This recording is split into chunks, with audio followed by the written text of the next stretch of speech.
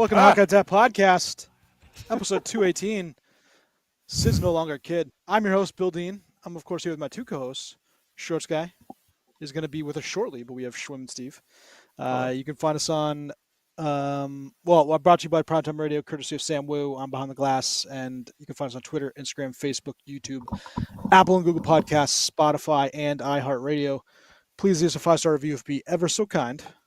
Boys, what are we drinking on this Christmas Eve? Yeah, you got that.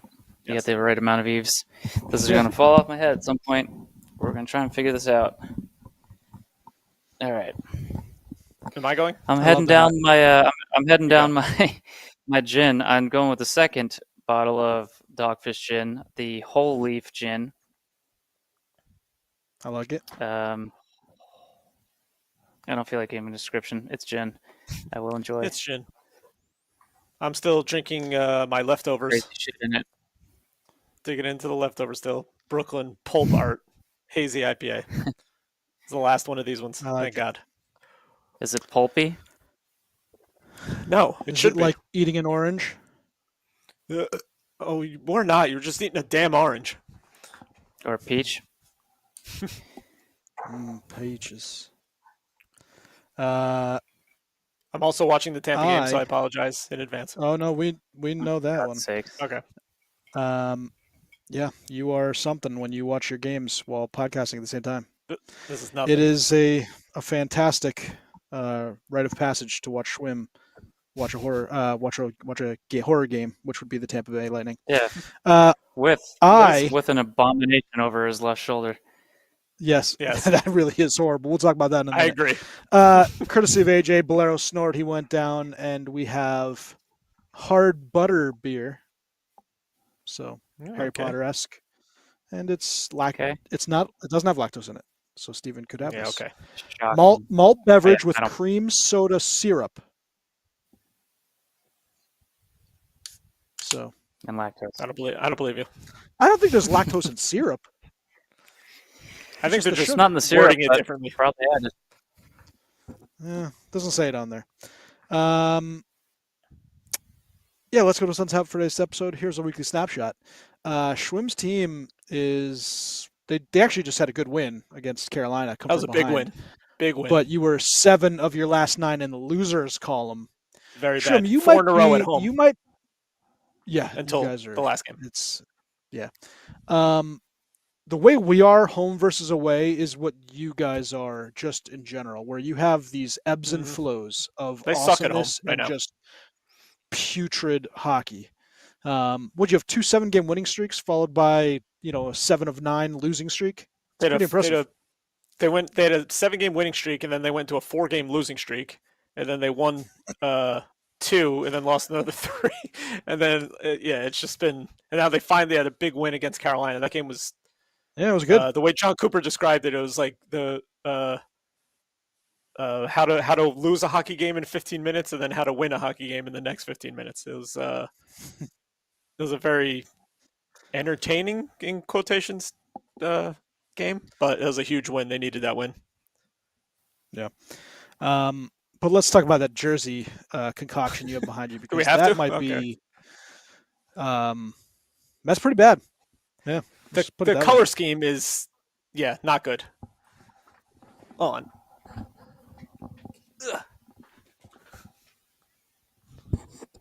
Can you see like the lightnings within the TBL? That's a cool touch. That I like. But like the light blue color, I understand what they're trying to go for. The shoulder logo's decent. I'd rather that be like the main logo. Yeah, weren't they trying to do that or something? I don't think that was a rumor, because they had their Gasparilla thing, and the logo is a skull with crossed swords and a lightning bolt. Yeah, Gasparilla. But I don't know. I think if they left it like this design but just did a different color scheme, it would be okay. But the light blue is, I don't like it. I understand Florida, sky, water. I get it. Like, we all get it. But I don't know. This jersey's soft. As I said before we hopped on. Capital With a capita T. Soft. Steven, let's get Here we to go. some good stuff because Shroom's obviously going to get a little angry. All right. Sid the Kid, Sidney Patrick Crosby of that Nova Scotia Cole Harbour. He might have done something this past weekend, which was pretty impressive, and that would be break the Pittsburgh Penguins' all-time points record, held by the second best player of all time, Mario Lemieux. I knew that was coming. Yeah. I didn't think it would happen, especially because when you think of Mario, he's just fantastic, right? And he had the cancer thing. But if you told me in the beginning of Sid's career, when you had the concussion issues and all this other stuff, that he would break Mario's record, and really the longevity is where you see it's pretty impressive with Sid.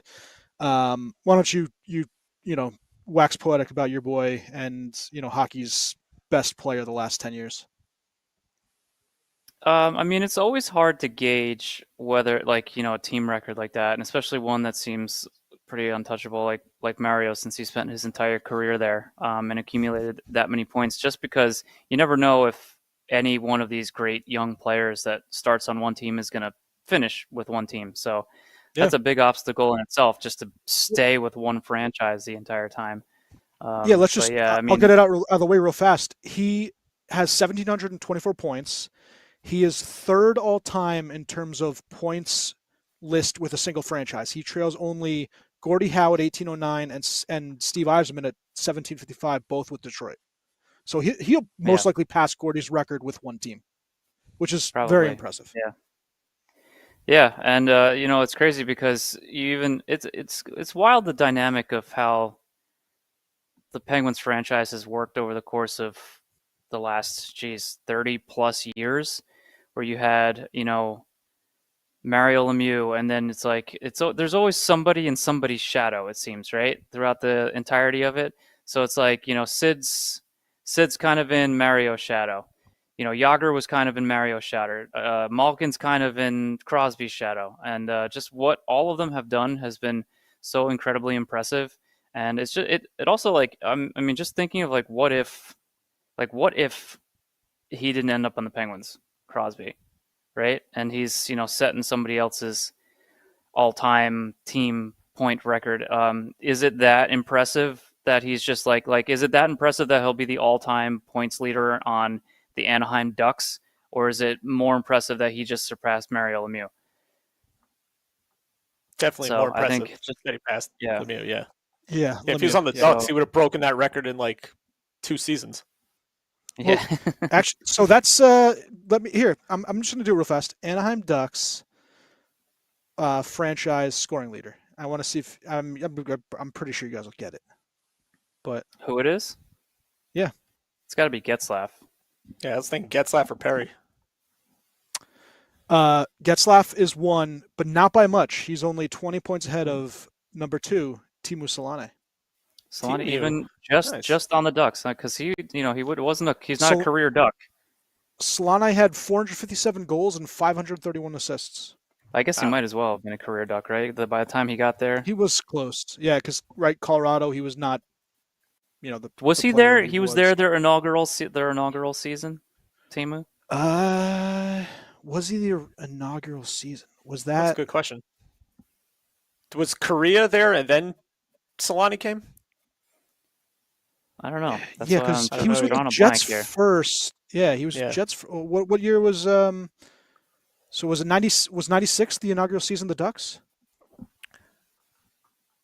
Sure. 93 or is it 93?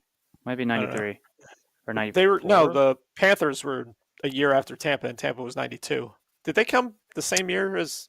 Give me a second. No. They are 1993. So yeah, he was not the inaugural season. He was 3 seasons after. But he, Winnipeg Jets from 92 to 96, where he got, he had that 71 goals, or was it 71 goals or 72 goals as a rookie, which was just absolutely insane. And then Ducks, he was with for 6 years. Yeah, 6 years. 6 years, and he had. That's great. 900 points. That can't be. Pretty damn good. Maybe something's off there, because maybe Google just screwed me over. That seems excessive. Yeah, he definitely did not have 900 points with the Ducks. Hey, there we go. I take that back. The list of Ducks records. See, that's so weird. It says all players' points, and it says 988. But did he have 2 iterations with the Ducks? Oh, that's because he did. Yeah, he had multiple years with the Ducks. That's why. He had. Remember, he was with the. He's Jets, Ducks, Sharks, Avalanche, Ducks. He went back at the end. That's where he was. Yeah. Yep. All right. So that makes sense. I wonder how much he piled on at the end there when he finished with the Ducks. It couldn't have been that much. He had a 90-point season his first year back, then 94. Then he had 23 in a shortened season, 54 in 65 games, 48 and 54, 80 and 73, 66 and 82, 24 and 46, and then 27 and 64. He was still pretty good for about 6 years. Productive. Yeah. I would take that. He was so nasty. 76 goals in his rookie season. He had 1, 2, 3. That's still the record, right? 4. Yeah. For a rookie. Didn't McGillney have a bunch in his rookie year or something? Yeah, but not nearly 76. I think he's got the rookie record. Yeah. Yeah. I think McGillney's crazy goal season was at least a few years into his career. Didn't he have 80 or something? Yeah, he had. I can tell you right now. Anyway, not much to say about Sid on being Sid. I mean, he's just. He had 76 in his 5th season. Okay. Sid's going to be on people's Mount Rushmore, and I would accept nothing less. He should be on not only Pittsburgh's Mount Rushmore. He's hockey's. Yeah, well, so I'm talking about league-wide. Yes. Yeah. It is hard for me to say Mount Rushmore at right now when I look at it, but him and Howe would be it would be changeable. You could put either or, and I would not turn a blind eye to that. I think it's between him and Howe. So because I think the top 3 are automatic. Crosby, Howe, Lemieux, and Lemieux. So you totally just Bossy. You're just not Bossy. Who did I forget? Bobby Orr. You just were threw him out to the side. Oh, Bobby Orr's number 5. Bobby. Yeah. We're disowning him just like the population of Canada is doing at this moment. Bobby Orr? No. Your Lord and Savior. Your Lord and Savior, my Lord and Savior. My New York Ranger. New York Ranger for life. Yes. Yeah, pretty good stuff. I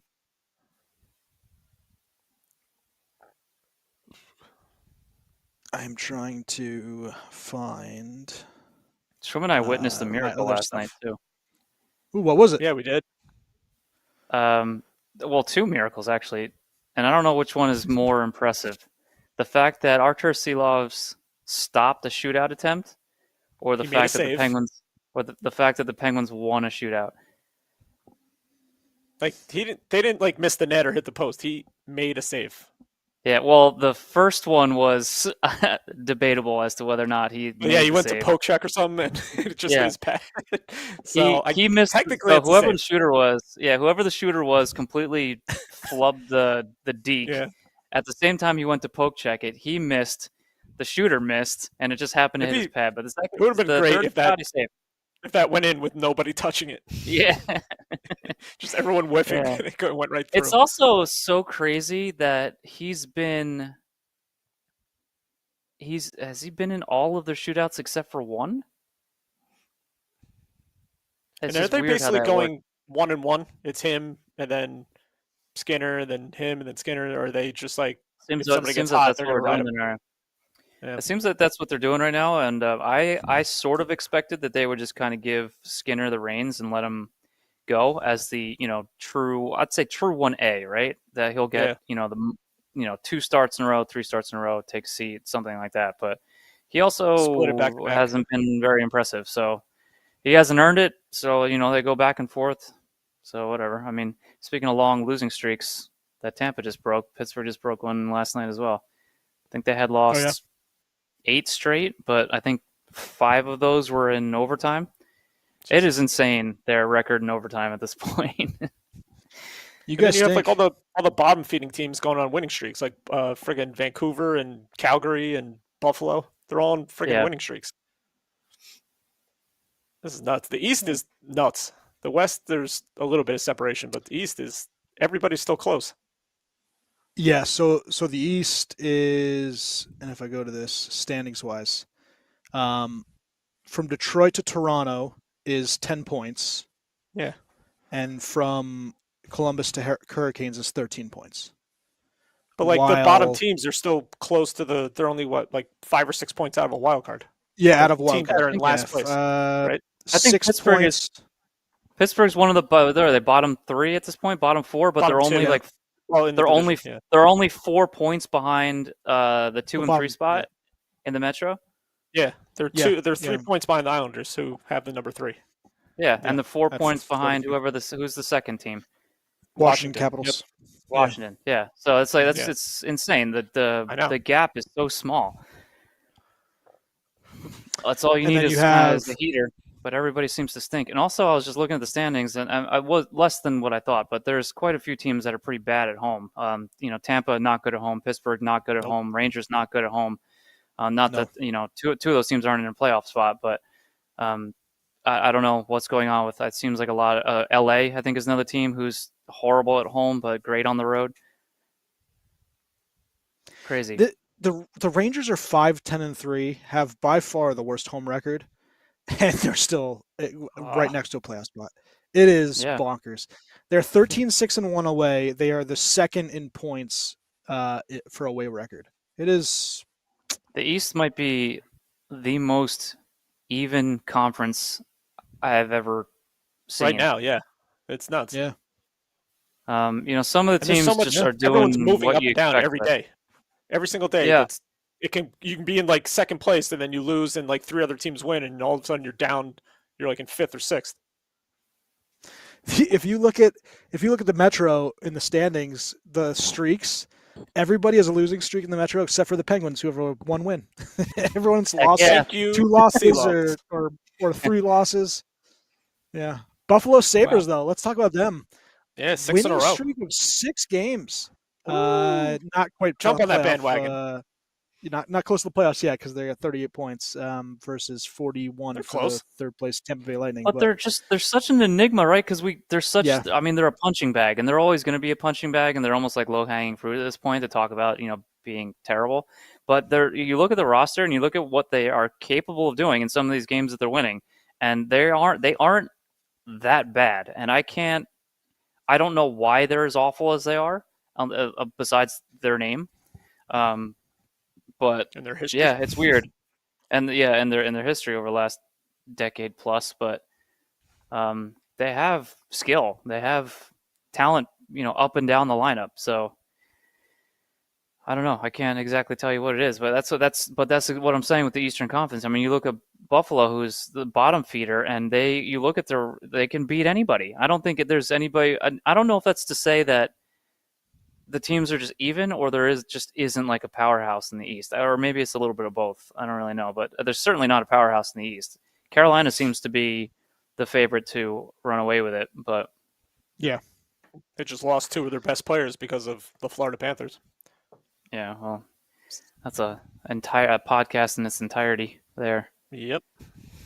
We were kind of briefly talking about that, and it's just it reminds me of a team that we play against in roller, where it's like they have so many infractions that it makes it impossible for the refs to single any out.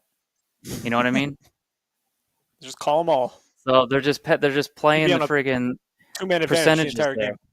Yeah, just if you're taking penalties like literally every single play, the ref's just going to be like, well, we can't call all of these. Yeah. So yeah, I don't know. It's at least your refs are making some calls. It seems some of these calls are some of the pretty blatant ones that you think would be the easiest call you could make aren't being made. So I don't. Yeah. And then they're being reviewed and they're still not being called. So I don't know. Yeah, it's crazy. It keeps getting worse. It's going to continue to get worse because the player safety department is a complete. It's a joke. It's an absolute joke. Like it's a parody of I don't know, just the words itself. Should be Department of Perpetrator Safety? Is that what we're calling it? Perpetrator Safety. I call the Department of Panther Success. Yeah, well, that's your rival team. Completely favor the Panthers. The Panthers are definitely like they're probably the tops on the offender list, but it's definitely not just Panther players. It's league wide. If you're a scumbag, you're going to get favored. It's kind of like another administration that they favor. It does sound familiar, doesn't it? Seems to favor scummery. Oddly familiar. Scummery. That's my new word for the day. Well, Minnesota Wild is on a 4-game win streak. They were. Oh, sorry, they lost one because they lost to Colorado. No, they're on like a 7-game win streak and then lost. Well, no. I meant. Oh yeah. Well, who was? You're talking about Minnesota? Yeah, they were. Yeah, they were on their first loss. Finally was against Colorado. Colorado is just the other team. Jesus Christ, man. The other team in that trade, Vancouver Canucks, at a winners of 4 straight. Yep. Ogren, one of the guys they just got in the previous trade, got this game winner in the overtime. Bium has been really good for them. Shootout. Sorry. Bium has been really good for them. Ogren, obviously, the big one on there being Quinn Hughes going the other way. He's been fantastic for the Wild. But that Wild Avalanche game, Colorado just destroyed them. And what was it? I think it's something about Jesper Wallstedt said something about they were a better team, and Colorado he said, just ate that up. We're better or something. Yeah, and they just like they said like they saw that and they're like, oh really? Okay, we'll show you. And they I don't think you need to give Colorado any extra like motivation. Well, I think he's maybe trying to motivate his own team, but it didn't but, work out. I mean, I don't know. Say something else maybe to motivate your team. I heard someone say that Colorado is in the APL and the rest of the league is in the Champions League. Yeah. And that's the difference right now. I think that was like that. It's very good. Wasn't it? I thought it was someone else that said that on another podcast. Maybe. I think they might have repeated it on 32 Thoughts. Probably. Detroit sitting in number 1 in the Atlantic. Hurricanes number 1 in the Metro. You have Avalanche just steamrolling. Even though you say steamrolling, Dallas is 4 points behind, and Wild are 10 points behind. And both are, you'd probably say, the second and third best team in the entire NHL. That's probably going to stay the same. Those 3 teams, and then one of them. Well, we're assuming Colorado's going to win their first round matchup, whoever they play, and then it's going to be Colorado's going to play one of these 2 teams. That's what I'm saying. It's going to be Dallas, Minnesota. One of those teams is going to be out, and then it's going to be Colorado versus one of those 2 teams in the second round. That team. It's going to be there's bananas. Of these 3 teams, you're only going to see one in the conference finals, which is so stupid. Like, these teams should meet up. This should be a conference final matchup. Dallas, Colorado, or Minnesota, Colorado. Should be a Western Conference final matchup. Nope. And the NHL is just too stupid. I think it's only a matter of time that they're going to change this stupid format. Too many people are complaining about it. Like, maybe when the next CBA comes up or something, they'll be able to change it. But that's down the road quite a bit. Well, yeah. I mean, what's the CBA? It's not even the CBA. Something like this doesn't need to go through the CBA. Like, this needs to go when the general managers meet on a yearly basis and they go over potential rule changes and stuff. It's something that they could potentially fix. I don't know if they're potentially waiting for the league to expand again before they fix this, but this needs to be a priority. And we've been saying it for the last couple of years that every single year there is a 2 versus 3 matchup that should be, an Eastern Conference or a Western Conference final. Yeah. Every year. And it's just like, and one of them is done in the first round. Yeah. Yeah. When Tampa and Florida were doing well, if they expand in, like, say the next, let's say 2 years, they bring 2 more teams in or whatever the hell it is. I think that's when you should have the talk and maybe do it for those. If you're bringing 2 teams in the same season, maybe if it's in 2 to 3 years, have that talk then and try to change it then. Yeah. Cause if they have to restructure this is so stupid. It's like who's getting, if they're bringing 2 teams in right now, each division has 8 teams. So, like, which divisions are going to have an extra team? I think they're going to have to switch up the divisions again. Like, other teams might have to come to the Eastern Conference and Yeah, I think depends on what seed they pick. Yeah, I think Tampa, Dallas, Nashville, Florida should all be in the same division. They're all South, and then put whoever else in there with them. Like Tampa's in a division with friggin'. Why are they in a division with like Metro? Like Boston should be maybe in your division. Detroit, maybe Detroit can go back to the Western Conference. I don't know. Toronto should be up in the other division, and Buffalo has no point being in the Atlantic Division. I think they did do a map.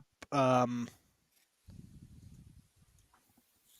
if they're bringing in an Atlanta team, which I'm assuming that's going to be one of the teams again for some reason, there's another team you put in the Atlantic Division. So that's what, 5 or 6 teams right there. Yeah. I saw. Yeah, realignment. This was what it was. I saw a realignment based off of like your area, and they did an all Canada division, which I kind of like. Just do all the Canadian teams. They did a just Eastern Seaboard, so you'd have Boston, Islanders, Devils, Capitals, Flyers, Penguins, Buffalo, Rangers, and then you'd have Florida. Yeah, so you have both Florida teams: Dallas, Nashville, Carolina. Yes, that's how it should be. Columbus, Red Wings, and Chicago, just because those teams have to go somewhere. Yeah, and then your other division would be Sharks, Sharks, Knights, Kings, Ducks, Utah, Colorado, Minnesota, St. Louis. Yeah, they're kind of stuck right there. And if the other expansion team is Houston also, that would be Houston and Atlanta would be, which I think those are the 2 front runners right now. So then you move Dallas to the West and or put them together. Put Dallas, Houston, Tampa, Florida, Carolina, Atlanta. Yeah, but I would like an all Canada matchup or alignment. I think that'd be good, but I don't know. They wouldn't want to go time zones that much, but we missed just quickly. Jarmo Kekalainen became GM for Buffalo, and they've had this long run. Kevin Adams, see you later. You're horrible at your job. So like I said, they're doing pretty well. Buffalo winners of 6. A team in the opposite direction and sitting right now second to worst in the Eastern Conference is the Toronto Maple Leafs. They just fired Mark Savard. It's weird. Got to blame somebody out of nowhere. You fire an assistant coach out of nowhere. But you had the comments from Berube. Is he special teams? And are their special teams terrible? Probably. I think I guess their power play is not doing very well. But if you look at Berube and his comments, he basically called out his captain, and he's called out the team, and had major issues with the way they've played. What is your guys' thoughts on Toronto overall, and where you think this team goes? Are they a playoff team? I kind of agree with both of them. Like, they're not playing well, and like, what's your coach going to do? He's going to call you guys out. Hey, you're playing like shit, without saying, guys, you're playing like shit. Like, the coach can only do so much. It's up to the players to, get their shit together and I mean, have some, but like some of their games are just so, like they look uninspired. They look almost like bored out there. I don't know what they're doing, but at the same time, I mean, I don't know. Some of the players, you're gonna get like tired of this guy saying this shit all the time to you. You need, I don't know, some kind of motivation maybe to get you going, and maybe this could lead to Matthews saying "toodles." I was just going to say that. First of all, it definitely signals that maybe it wasn't Mitch Marner's fault, which they kind of threw it all on him, right, in the beginning. We all knew it wasn't Mitch Marner. But the media, well, not the media, it was everybody. Toronto media is the absolute worst in all of sports. Yes. All of sports, not just the hockey market. The entirety of sports, the Toronto media is the absolute number one worst. Worst. But, right, so they got on him and all this other stuff, and he's doing great in Vegas, which I would love to go to Vegas too. But yeah, I would think that Matthews, if this stuff keeps happening, why would you want to stay there? That doesn't make any sense. and he's only got 2 years left on his deal, right? He signed a 3-year deal. That's what I'm saying. Like, he could freaking piece out of there. Yeah, and if it keeps going like this, I don't know. If they keep having seasons like, if they have a season like this that continues, and then they do this like something similar to this next year, you think he's going to want to? Oh, let me re-up my contract. Yeah.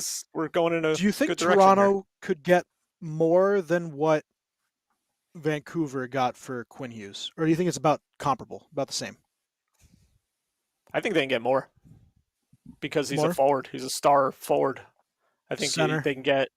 He's a center. Star defenseman's tough to find. Second best defenseman in the league. They're tough to find, but I think, the forward is the nice, shiny new like Lambo in the parking lot or in the driveway. Usually are, but like also I think they would get a lot more for him. Quinn Hughes is kind of like he is basically that. He's a unicorn. Yeah, he is. So I think he's like it would be top similar. 2 defensemen in the league. Yeah, so I don't think a forward necessarily, unless you're talking about like somebody like McDavid or Draisaitl or like Kucherov or something like that, is going to get. I don't know. I still think for Matthews, you're getting more than just, a player, a pick, and a prospect. I think they would be able to get a. Well, it was more than that, right? It was a prospect. It was a super prospect.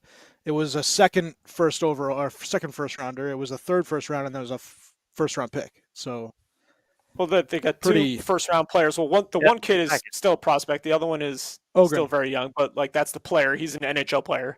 That's the player they got for him. Yeah. And then they got a first round pick also. I don't know. I could see for Matthews, especially if it's only like 2 years from now, not 6 years from now when he's much older. He's still he'll be in his prime. I think they can get a. I can also see like for Matthews, I can see it just being picks, and I don't think that's as good. Like I think Vancouver really did it well. Yeah, like I think they can get 2 first-round picks and like maybe a prospect. But like if I were a team trading that needed to trade somebody like a Quinn Hughes, like that package they got back is exactly what I want. Like a guy who potentially projects Marco to Rossi. Be in the. I forgot about Rossi. You have Marco Rossi, but you have somebody who projects to be in the spectrum of something of what Quinn Hughes can bring in Bume. And Ogren you get your first was round a point per pick. game player in the HL, and then a first, So that you're helping your team now, and you're also looking at the future. So I think it was pretty perfect, all things considered, for what they got. I don't think the Devils could have made it any better, to be honest with you. No. Talking about Simon Nemec over there. They couldn't make the money work. I think with what they were. Well, yeah. They needed to get rid of other people in order to bring him in. And I actually think I know that I'm not gonna. I know that Devil fans don't want to close the book on the whole Quinn Hughes and having all the Hughes brothers in there. As much as I have said from the beginning that is absolutely not going to be the transaction that puts you over the top into a powerhouse in the East. Like their forward depth is straight trash, and if they just get an all-time offensive defenseman, great. That's a huge benefit to your team, but you need a lot more. So that's not going to be like the cure-all to everything. Anyway, beyond that, we're not going to close the book. What if he gets hurt and he's out for a long period? You're back to where you were. Exactly, and I think what actually no one is talking about, or at least not that I've heard anybody talk about, is that I think the fact that he went to Minnesota, if he went to any other team, I think there would still be a good likelihood that they could acquire him. But Minnesota, for an American-born player, is kind of where American-born players want to play. And you think of do I want to play in Minnesota or do I want to play in New Jersey? So I can see them re-upping him long term, and then you have to seriously worry about losing, at least one or maybe both of your Hughes brothers that you have. But I think that being in Minnesota, I think hurts the chances of him ever being a New Jersey Devil, because that I think is where American guys want to be. Mm-hmm. I said this to Sam, and they're a great team. We were chatting, especially this year. Christ. Yes, awesome. I think I said this to Sam last week that most likely what's going to happen is Quinn Hughes is going to sign an extension that marries up with Jack I think he'll sign for another 3 years or whatever it is, and he'll wait till Jack gets free agency, and then they'll choose together. And I don't think that's the Devils. I think that's going to be somewhere else, and that's just, it's the reality of the market. It's just, and I like any Devil fans, whoever is listening. I know I've said it before, and you probably hate me for saying that, but like I understand that you want to be, and I'm not going to even like say that it's bad to be a fan of this franchise, but it's an unfortunate circumstance where New Jersey is just not where players want to go. And you just have to look at every offseason and most of the transactions that you made. A lot of your skilled players, they either are, born and bred in New Jersey and they end up signing there.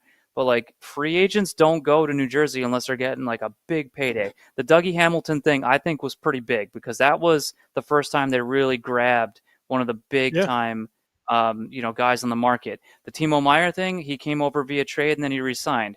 Could the re-signing have, be because he was traded over there? Would he have signed to begin with if he was a free agent? Who knows? But it's not as an attractive a market, and you're always going to have the Rangers there. And, if somebody wants to even be in the area, the Rangers are there, and they're going to come in and pilfer a lot of guys that want to be in this vicinity, because it's the more popular market to want to play for. The success of the Rangers makes me wonder why they want to keep choosing it. But I agree with you. The Devils have been a better franchise the last 30 years. But they want, that's the reality. They want to play in New York. Players, especially foreign players, want to play in New York. So look at the Russians. Gavrikov took less money to play for the Rangers, and he's probably the best free agent signing this season. Yeah, I don't know. So, and they're and like what you said with if he does sign a contract that kind of lines up with Jack Hughes, and then they can figure out where they want to play. If they're given the choice, I really think that they needed to get Hughes over there via Quinn over there via trade. Yeah, and if he came over, if he do whatever he could to make that trade happen, and he didn't. So that's now that he's not. And Minnesota's not going to trade him on his portfolio. Yeah, and Minnesota's not going to trade him. It just seems completely unrealistic that they would ever trade him, unless he's going to free agency. He's like, you know what, guys, I'm not signing here, and then maybe they trade him. There's your next opportunity to potentially get to land him. But as far as signing in free agency, when you guys are so certain that a lot of fans are so certain that he would just willingly come over here because both his brothers are here, when both his brothers can leave. So, and it's wherever the money is. So I'm sure these guys want to win and figure out a market. But isn't Luke going to be there way longer? Didn't he sign like an 8-year deal or something this season? No, was it 8? I don't think it was 8. It was 6. It wasn't that long. No, but still, it's longer than the other brothers. It's 3 or 4 years longer than Jack's. Right. So, it's a couple years longer. Yeah. Right. We'll have to see. We'll have to wait and see. But I do think I don't think signs an extension. We'll know. However long that extension is, we'll see if it lines up with Jack Hughes. Then we absolutely know. Okay, they're both gonna go to free agency together and figure out where they want to play together. That's exactly also what happen. If he ends up signing this extension for just that handful of years to line up with Jack, he's not there. We know they're not staying in Minnesota. He's not staying in Minnesota. I guess there is, I'm never going to rule out the chance that he'll sign in New Jersey. There's always that chance. It just seems the more this transaction just makes it so much more unlikely that you're going to see all three of them in Jersey. They could be somewhere else at some point. I don't know where, but I think right now. I think we're looking at an unlikely situation. They'll probably all go to Vegas. Maybe. Yeah, could you imagine? It would be really mad to figure. AJ asked on Facebook and Google, on Facebook and YouTube, are you guys going to watch some of the World Juniors, which obviously comes up in was it 2 weeks? Hells yeah. Was it 2 weeks? Yeah. I saw though a lot of teams don't want to lend their players out. There's a lot of big prospects, players that they don't want to. Boom, Perrick. There's a bunch of guys that aren't going to be coming. San Jose. Dickinson, they don't want him going. Who are some guys? Have you looked at the rosters? Who are some guys you're excited about? I mean, obviously for draft prospects, and this is something I followed, right? Gavin McKenna, who I told this to you guys last week, but he got dropped to the 5th overall prospect in the last draft rankings, which is it says a little bit about him. He's not having a great year, but he's uber talented, and it tells you how good the rest of this draft is. Because Keaton Verhoff, the defenseman from Canada, he's North Dakota.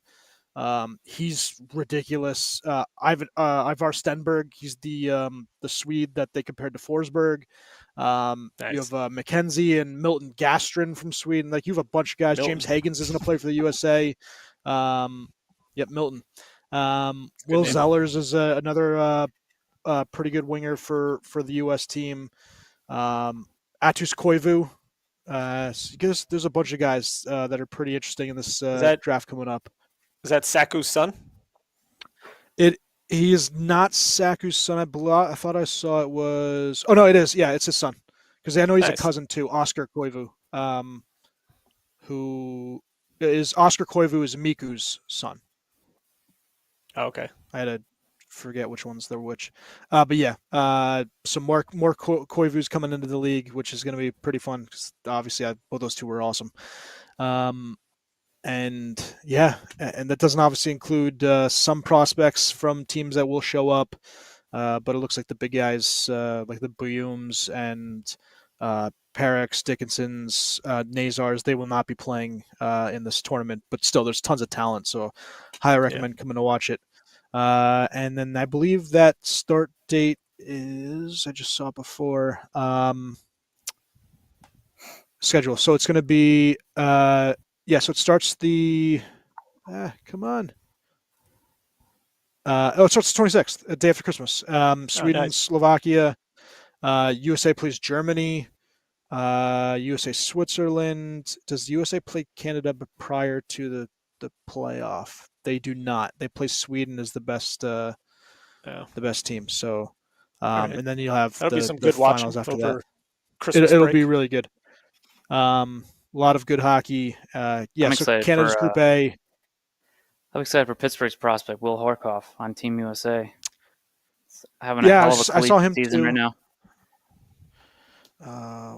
Got 19 goals in 20 games. It's pretty damn good. Yeah, that's pretty good. 28 points, 20 games. As a sophomore. It's a big boy too, 6'5". Jesus. Yeah, we'll just go over Team USA because that's always fun. 6'5", 201. Shatan's son is like 6'8". Miro Shatan. Yeah, Shatan. But he wasn't that big, was he? No, he's like 6'7" or 6'8". No. Oh no! Oh, you mean Shatan himself? Yeah. Is senior? Yeah, I don't think so. He definitely wasn't that tall. He might have been like 6 foot or so, but is he playing for Germany? Who? He's Slovakian. Slovakia. That's right. Yeah.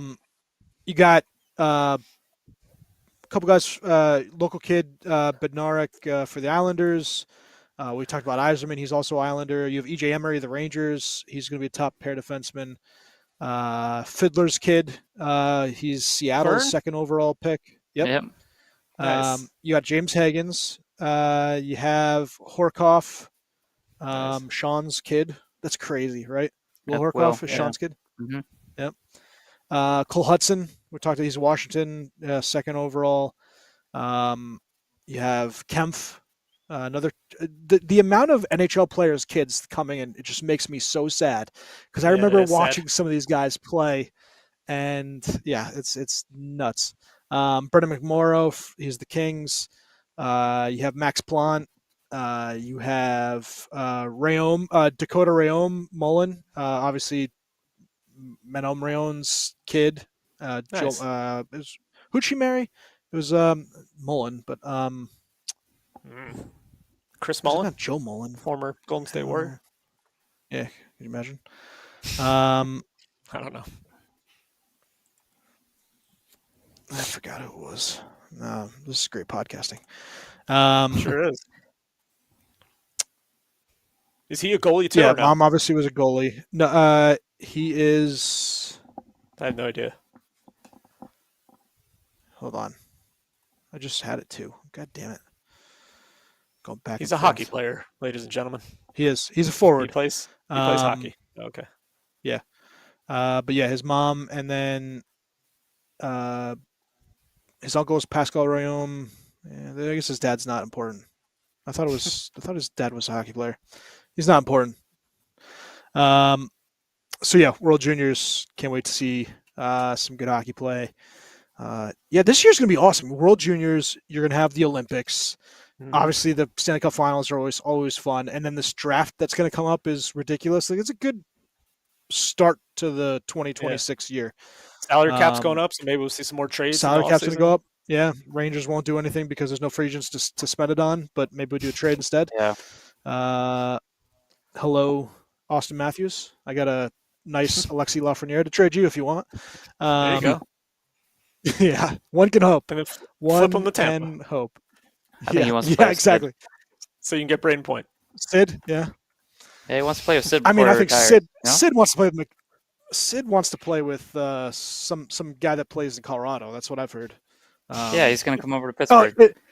What was it? Sid goes to Montreal, and did you see all the questions that he got? You know, are you going to trade up to us? Come over here. I didn't. Montreal, get out of here. Yes, but I knew it was coming, but I did not pay attention to any of the questions that were asked. Montreal reporters are ridiculous. They're like, Sid, you want to maybe come up to your hometown, even though Quebec's not his hometown. And Sid was like, you know what? I never thought of it like that. Okay. Yeah. As a matter of fact, just for once, we need somebody like Ilya Bryzgalov in a post game or a pre game, like just somebody who's like out there and will say whatever, like whatever comes to mind, like ridiculous things. Like nobody says like, that's a stupid question. Why are you asking me this? No, I'm not coming to Montreal. Sergei Miroshov is pretty friggin' nuts. So I'm hoping that he'll, when the Pittsburgh reporters like talk to him, he's pretty crazy. He carries around a little, yes, very well actually. Okay. He carries around a little Olaf from Frozen toy everywhere that he goes. Nice. And whenever he's in a visiting city, he just takes a picture. He has Olaf in this whatever city that he's, and then they talk to him. He's completely crazy, but. So I'm hoping he can become a star and have some kind of wild personality in the league. Nice. Did you see if Skinner got a Pittsburgh helmet yet or no? I've been curious. I haven't seen yet. No. Yeah. Because Jari hadn't, but then he got hurt.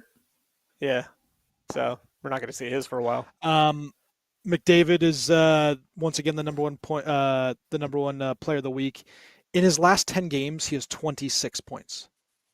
That is ridiculous. What a waste of time and points. It really is. Yeah. He's got 62 points, leads the league. McKinnon is 61. So you want to know what the difference between these two is? This is the funny thing, right? So 62 points, 61 points. McKinnon's got 30 goals. McDavid's got 23. What do you think is the plus minus difference? I know McKinnon is up there. I know McKinnon's like 45 or something, isn't he? McKinnon's he really at 45. High?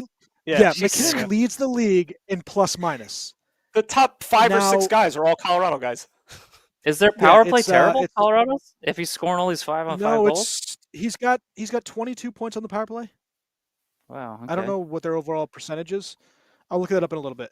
But McKinnon's got 40 plus. McKinnon's plus 45. Necas is plus 34. Lekkonen's plus 32, Makar's plus 32, Manson's plus 25, Taves is plus 23, and then finally you have Jacob Chikrin at plus 22. And who's right behind him? Then you have another Colorado Avalanche. You have you really want to go this? Moser. Woo! JJ Moser plus 22. Is that a Brent Burns plus 21? No, is that Cirelli jersey, right? Yeah, Cirelli. I ordered it and he immediately got hurt. I thought I completely jinxed it. But what do you think is Connor McDavid's plus minus? Plus, not even close. -5. I'll say +1. A 0. Damn, I'll say close. 0. He's even. He's got 34 points on the power play versus 22. Yeah, that is putrid 5-on-5 ice hockey. And you know whose fault that is? But as always, Jeff Skinner. His. Or Stuart Skinner. Who is the leader at negative? Let's do this. Oh boy. Is it somebody new? It's still on Calgary. It's the same guy is still there, Mackenzie Weegar, but he's tied suspects. with another Calgary Flame, Matt Coronado, -19. And then right behind him, it would be more. Right behind him, -45. Yeah, I know. I want McKinnon to be 100 ahead of somebody. Braden Shannon, Jonathan Marchessault are both -18. Wow, okay. That's crazy. Yep, pretty good. Well, Marchessault, I believe, yeah, because Nashville. Yeah, although they're playing better now too. Zadorov at 80 minutes in the penalty box. That guy is such a goon. Big old head. Goaltenders. He's got a huge blockhead. Big old head. And he has the best overtime winning celebration. I saw that too, yeah. He doesn't celebrate. He just gets off the ice. He has the guy open the door so he can leave. Yep. Wallstedt leads in save percentage for qualified players as well as the goals against. Logan Thompson is one ahead of him in goals against, 209 to 210. And then your wins leader, one Utah Mammoth, Karel Melka, who we like. We called it. He's been fantastic. Although save percentage is a little in the dumps. Odger's right behind him, 16 wins as well. Utah hasn't been as good. Speaking lately. Of Pacific, been a little... that division is just a death division. The Pacific. I'm sorry, not the Pacific. The Central. Central. Yeah. Well, everything. I mean, with the exception of I don't know what the hell happened to Winnipeg, but they're second to last in the division. But I mean, Colorado, Dallas, Minnesota, and now the up and coming Utah, and then you think Winnipeg would be there too. But then Chicago, Nashville, St. Louis, they all stink. But that's crazy group of death. Yeah. Mammoth are 20 points behind Colorado in fourth. Yep. They are so good. And Colorado is 2 goddamn losses in regulation. Yeah. 2. Yeah. It's crazy. Not at home.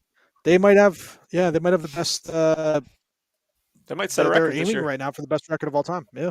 Yeah. Boston Bruins have it currently. Those jabronis. Shorts guy said Luke's a UFA in 2032, 7-year deal. 7-year deal. Okay. 7 years. Yeah, so he's going to be there a while. He's going to be there well after, and when Jack leaves. Maybe he requests a trade. Who knows? Or when. Apparently, Colorado. You know what's a weird stat? Colorado is 0-4 in the shootout. Yes. Yeah, I saw that. Yeah. The best team in the shootout is Anaheim Ducks, right? 4-0. Kings are 1-5 in the shootout. I think St. Louis is 0-8 in overtime and shootouts. I don't think they've won a single one yet. Oh, St. really? Louis is 0-2 in the shootout. And then 0-6 in overtime, I think. Or something like maybe. that. They don't have. We don't talk about the Ducks enough. OTLs in here. The Ducks. Yeah, Pacific. Cutter Gauthier he's already the best player in that draft, and it's just getting better for him and for Leo Carlson's ridiculous. And not better for Philly at all. No, not better for Philly. Yeah, it looks so bad. Yeah, because obviously what's his name? The defenseman is a good player. Drysdale. I'm not gonna say Drysdale. You feel bad because he's going to have to trade, and Cutter's just so good. Troy Terry's have a resurgent year. Bennett Seneke as a rookie has 11 goals. Kreider's got 13 on the season. Mason McTavish is their second line center, and he's kind of an afterthought. What's wild is that they had to ride Ville Husso for I don't even know how many games, and they're still in first in the Pacific. Yeah, which is crazy because Husso is terrible. Yeah, which I didn't see coming when he was on St. Louis. Thought he'd be better. Mrazek started 8 games for them. Yeah, well, Dostal's been hurt, right? Is he back yet? Yeah, he just came back. He's back. Yeah, he played the Rangers, and of course they got the win. It's a pretty lousy division, especially with Vegas and Edmonton underachieving so poorly. So I think they've beaten some good teams. So I'm not going to say that it's not well deserved, but they are benefiting from a weird division right now. Vegas has the most overtime points. They have 10. Overtime wins. They have 10. Yeah, it's just overtime losses. They have 10. Sorry, they just cannot win in overtime. Surprise, Pittsburgh they get doesn't. the They have loser 9. point every time. All right, my beer, butter beer, non-lactose. Give it a. Is it like Butterface? 3.75. Yeah, Butterface. I'll give it my gin a 4.25. Ooh. I'll go. Well done. 3 ? 3 and then a number after it. You decide. All right, 3.25. Okay, deal. Yeah, doesn't look good. It's Trim, take her home. Well, it's that time of year, so happy holidays to everybody. But also, happy holidays. I hate my team. I hate my life. I'm going to bed. Merry Krampus all. Right, yeah,